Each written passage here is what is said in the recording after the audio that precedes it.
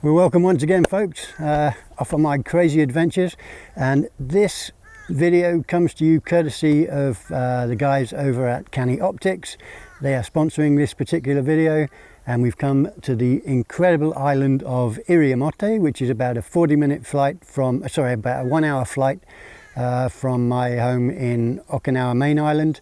We're very close to Taiwan at the moment, but it's just, as you can see, an absolutely stunning location, very mountainous. About 96% of it is covered in thick jungle, as you can see behind me here, and it is home to an endemic and very endangered wild cat called the Yamaneko. I don't know if we'll get to see him during this trip, but what we will be doing is we're going to be heading very soon into the jungles because there's so many waterfalls here and amazing rivers that we're going to go wild using the KANI filters in order to do some really beautiful silky water photography in the jungles of Iriomote. So come and join me, let's get wild. And this is Iriomote. This characterizes the setting that is this island perfectly. It's just this beautiful dense jungle, incredibly clean, testament to the way the locals maintain this beautiful environment. A large part of the industry here is guiding, but when you come just a few meters off of the main road into a beautiful location like this, you don't find any trace whatsoever of human encroachment. No plastic, nothing thrown away, just an absolutely pristine environment. Now what I'm going to be doing, as you can see, beautiful little river that we took a break by, but further along this river there's going to be a succession of waterfalls, and what my plan for today is I'm going to go and visit a couple of those waterfalls, and using KANI filters I'm going to look for and hopefully shoot some compositions that allow us to create that really nice dreamy water, silky water effect. And once we get there and once we find some compositions, I'll be showing you exactly how I accomplish that. But for the meantime, I just want to drink in this amazing experience that is Iriomote Island.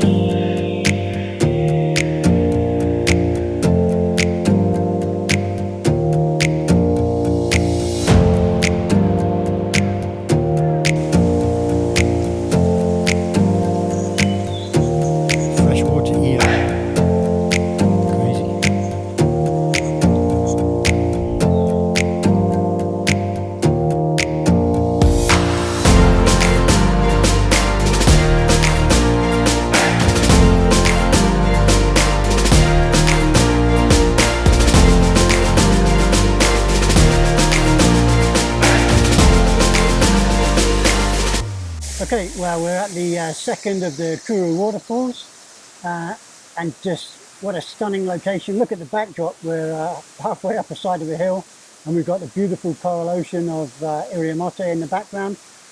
I've changed a little bit my setup because at the moment I don't want to have the wide view that I get from the Laowa 12mm.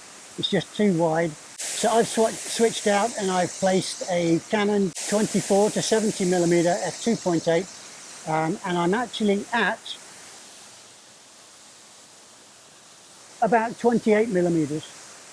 Okay, now closest to the lens because we are hovering around midday, we've got very harsh light. So I've reduced the amount of light going into the camera by a factor of 6 apertures using an ND64.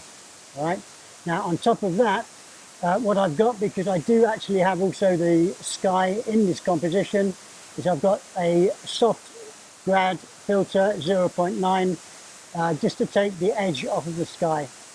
Now what that gives us in relation to our settings, we're on ISO 100, we're on f16, and our shutter speed is 3.2 seconds.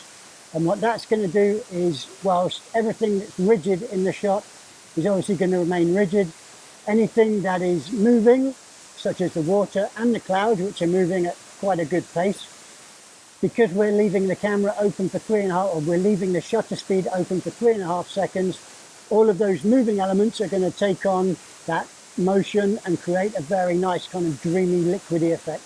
Okay, so here we go. Going to take a first shot and see how we get on.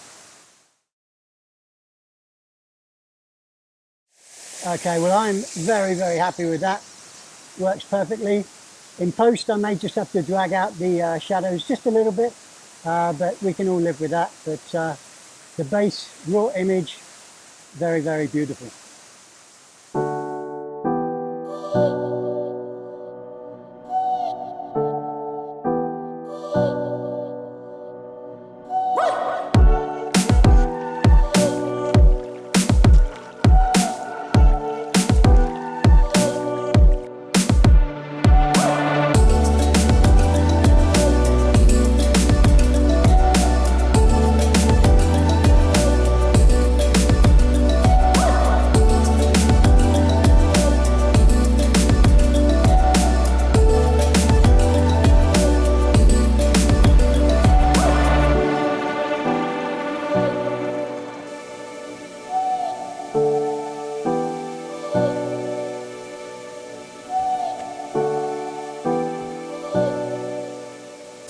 So here we are again, Iriomote provides. This behind me here, this stunning location, this is Mitara Waterfall.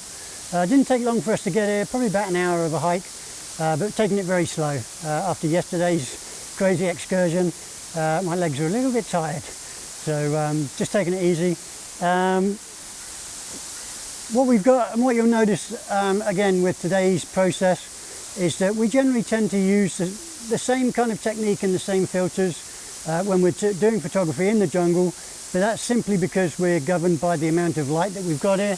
We're always getting foliage cover, so there's only so much we can do. But today I'm going to try and do things just a little bit more extreme.